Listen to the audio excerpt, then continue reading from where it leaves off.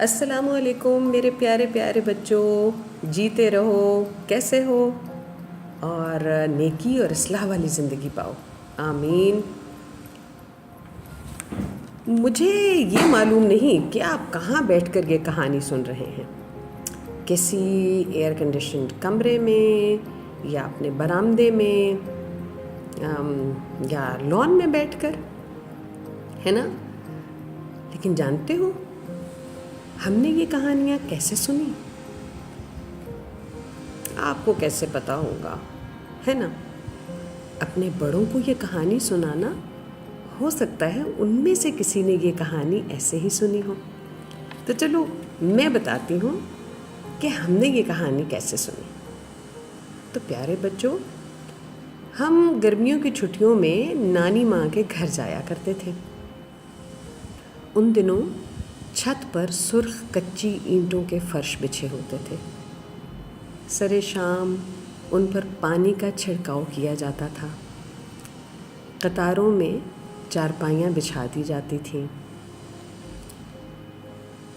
ایک قطار کے ایک طرف اور دوسری طرف دوسری قطار کے سرے پر پنکھے لگا دیے جاتے تھے۔ نانی امی اپنے کاموں اور نماز سے فارغ ہو کر اپنے بستر پر آ بیٹھتیں اور ہم سب بچے ان کے گرد ہو جاتے۔ ہر ایک کی کوشش ہوتی کہ نانی ماں کی چارپائی پر بیٹھے، لیکن ظاہر ہے سب تو وہاں نہیں بیٹھ پاتے تھے نا۔ تو کچھ جنہیں موقع مل جاتا جلدی جلدی وہ نانی ماں کی چارپائی پہ بیٹھ جاتے، اور باقی سارے ارد گرد کی قریبی چارپائیوں پر براجمان ہو جاتے۔ براجمان سمجھتے ہو نا، مطلب وہاں بیٹھ جاتے۔ ایک اور بات بتاؤں، مجھے جب نانی ماں کی چارپائی پر جگہ نہیں ملتی تھی نا، تو میں باقی سب کے ساتھ بیٹھنے کی بجائے اپنی چارپائی پر جا لیٹتی تھی، جو نانی ماں کے قریب ہی بچھی ہوتی تھی۔ اب دیکھو کیسا سماں بندھتا تھا۔ کچی اینٹوں کے گیلے فرش سے اٹھتی مٹی کی بھینی بھینی مہک، اس پانی کو چھو کر مجھ تک پہنچتی پنکھوں کی نم سی ہوا، اوپر تنی تاروں بھری آسمان کی چادر، ایک طرف مسکراتا ہوا چاند اور اس پر نانی ماں کی ٹھنڈی میٹھی کانوں میں رس گھولتی مدھر آواز، اور اس آواز میں کانوں تک پہنچنے والی ہر کہانی دل پر نقش ہو جاتی تھی۔ میرا دل چاہتا ہے کبھی آپ بھی کسی ایسے ہی سماں میں بیٹھ کر کہانی سنیں۔ جس کو بھی کبھی یہ موقع ملے نا، ضرور کوشش کرنا، سچ یہ کہانیاں دل میں رہ جاتی ہیں۔ تو یہ کہانی ہے ایک ننھے سے پرندے کی، جس نے ایک کھیت میں اپنا گھر بنا رکھا تھا اور وہاں پر اپنے 3 ننھے منھے بچوں کے ساتھ رہتا تھا۔ اب وہ جو پرندہ مدر تھی نا، ماں پرندہ، سمجھ رہے ہو نا، 3 تو چھوٹے چھوٹے ننھے اس کے بچے تھے نا، تو ایک تو ان کی امی بھی تھی۔ تو وہ آپ کو پتہ ہے پرندے تو بہت صبح صبح اٹھتے ہیں، دانہ دن کا چگنے چلے جاتے ہیں، شام ڈھلے گھر آ جاتے ہیں۔ تو ایک دن جب وہ دانہ دن کا چگ کر واپس آئے تو ان بچوں نے کہا، ماں آج ہم بہت پریشان ہیں۔ ماں نے کہا کیوں، کیا بات ہوئی پریشانی کی؟ کہنے لگے، ماں آج اس کھیت کا مالک آیا تھا، پتہ ہے کیا کہتا تھا؟ کہتا تھا میں کل گاؤں والوں کے ساتھ آؤں گا اور کھیت کی کٹائی کروں گا۔ ماں دیکھو نا، آپ تو صبح سے چلی جاتی ہو اور پھر شام کو گھر آتی ہو، اگر اس نے دن میں کٹائی شروع کر دی تو ہمارا کیا ہوگا؟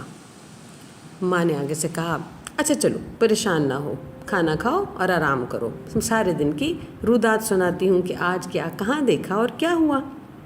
خیر جی، بچوں نے کھانا کھایا اور سو گئے۔ اگلی صبح وہ بڑے پریشان ہوئے کہ ماں کو جیسے ان کی کوئی فکر ہی نہیں، ماں تو پھر دانہ دن کا لینے چلی گئی۔ خیر کھیت تو نہ کٹا، ماں واپس آئی، بچوں نے بھی دیکھا کہ ٹھیک ٹھاک ہے، تو زندگی آرام سے گزرنے لگی۔ اب 2-4 دن گزر گئے۔ ایک دن پھر الگ صبح ماں اٹھی اور اڑ کر چلی گئی۔ اس دن جب واپس آئی تو بچے پھر پریشان تھے، ان کے پریشان چہرے دیکھ کر اس نے ایک دم پھر پوچھا، کیا ہوا بچوں، کیوں اداس بیٹھے ہو؟ کہنے لگے، اماں آپ غور نہیں کر رہی، آج پھر کھیت کا مالک آیا تھا، اور پتہ ہے آج کیا کہتا تھا؟ ماں نے کہا، کیا کہتا تھا؟ کہنے لگے، آج کہتا تھا کل برادری والوں کو لاؤں گا اور کھیت کی کٹائی شروع کر دوں گا، فصل تو اب تیار ہے۔ خیر، ماں نے کہا، اچھا چلو دیکھتے ہیں، اور پھر بے فکر ہو کر سو گئی، اور اگلی صبح پھر اسی بے فکری سے دانہ دنکا لینے چلی گئی۔ اب تو بچوں کو الجھن بھی بہت ہوئی اور غصہ بھی بہت آیا کہ ماں ہماری بات پر دھیان ہی نہیں دے رہی، انہیں سمجھ ہی نہیں آ رہی، لیکن اچھے بچے غصے کا اظہار تو نہیں کرتے نا، تو وہ خاموشی سے بیٹھے رہے۔ اب کیا ہوا کہ اب کے جب ماں واپس آئی تو کہنے لگی، لو جی آج کیوں منہ لٹکے میں؟ کہنے لگے، اماں دیکھیے نا، اب اس نے کہا ہے کہ وہ خاندان والوں کے ساتھ کل کھیت کی کٹائی کر دے گا، اماں پلیز کچھ کریں، ہم بہت پریشان ہیں۔ ماں نے کہا، اچھا اچھا کرتے ہیں، اور بات پھر آئی گئی ہو گئی۔ جانتے ہو اگلی صبح ماں پھر مزے سے چلی گئی اور بچے گھونسلے میں بیٹھے رہ گئے۔ خیر واقعی 2-3 دن تو کٹائی پھر نہ ہوئی، لیکن اس شام جب ماں واپس آئی اور بچوں کے اترے چہرے دیکھے اور ان سے پوچھا تو انہوں نے کوئی بات نہ کی۔ ماں نے لاڈ پیار سے کہا، بتاؤ تو کیوں ایسے بیٹھے ہو، کچھ تو کہو۔ انہوں نے کہا، اماں کیا کہیں، آپ سے کچھ بھی کہتے ہیں آپ بات ہی نہیں سنتی۔ ماں ہنس پڑی اور کہنے لگی، اچھا چلو بتاؤ آج کیا کہا اس نے آ کے؟ کہنے لگے، اب اس نے کہا ہے کہ میری فصل تو بالکل تیار کھڑی ہے، اب نہ کٹی تو خراب ہو جائے گی، تو کل میں انشاءاللہ آؤں گا اور خود ہی فصل کی کٹائی شروع کر دوں گا۔ ماں نے کہا، اچھا چلو ٹھیک ہے۔ تو اگلے دن جب ماں صبح دانہ دنکا لینے جانے لگی تو اس نے اپنے بچوں کو کہا، دیکھو میرے پیارے بچوں، اب تھوڑی تھوڑی اڑان تم بھی بھر سکتے ہو، تو چلو آؤ، کچھ مدد میں کروں گی، کچھ تم اڑو، میں نے اپنا نیا گھونسلہ تیار کر لیا ہے، ہم وہاں چلتے ہیں۔ بچے خوشی خوشی اپنی ماں کے ساتھ اپنے نئے مسکن میں چلے گئے، ٹھیک ہے۔ اور اس دن جب سورج چڑھا اور روشنی ہوئی تو انہوں نے دیکھا کہ اس پرانے والے کھیت کی واقعی کٹائی ہو رہی تھی۔ وہ بہت حیران ہوئے اور ماں سے پوچھا، اماں آپ کو تو ہم بہت دن سے کہہ رہے تھے کہ کھیت کی کٹائی ہونے والی ہے، کھیت کی کٹائی ہونے والی ہے، لیکن واقعی کھیت کی کٹائی نہیں ہوئی، اور آج جب آپ ہمیں منہ اندھیرے اس گھر میں لے آئی ہیں تو دیکھیے واقعی کھیت کی کٹائی ہو گئی۔ اماں آپ کو کیسے پتا تھا کہ پہلے تمام بار جب ہم نے آپ کو کہا تو آپ نے کہا کہ اچھا ٹھیک ہے اور آپ نے کچھ نہ کیا، لیکن آپ کو کیسے پتا تھا کہ آج کھیت کی کٹائی ہو جائے گی؟ ماں نے انہیں بہت پیار سے پاس بٹھایا اور کہنے لگی، بیٹا یہ تجربے کی بات ہے، تم بھی سیکھو۔ جب تک ہم دوسروں پر بھروسہ کیے رہتے ہیں تو کام کبھی نہیں ہو پاتے۔ جس دن انسان اللہ تعالیٰ پر بھروسہ کر کے خود کچھ کرنے کی ٹھان لیتا ہے تو پھر اللہ پاک کی مدد ہر طرح شامل حال ہو جاتی ہے اور سب کام سیدھے ہو جاتے ہیں۔ تو زندگی میں یہ یاد رکھنا کہ اللہ کے بعد صرف اپنے زور بازو پر بھروسہ رکھنا ہے، ٹھیک ہے نا؟ جب ہم اللہ پاک کی ذات پر بھروسہ رکھتے ہیں اور پھر اپنے کام خود کرنے شروع کر دیتے ہیں تو تمام راستے سیدھے ہوتے چلے جاتے ہیں اور کھلتے چلے جاتے ہیں۔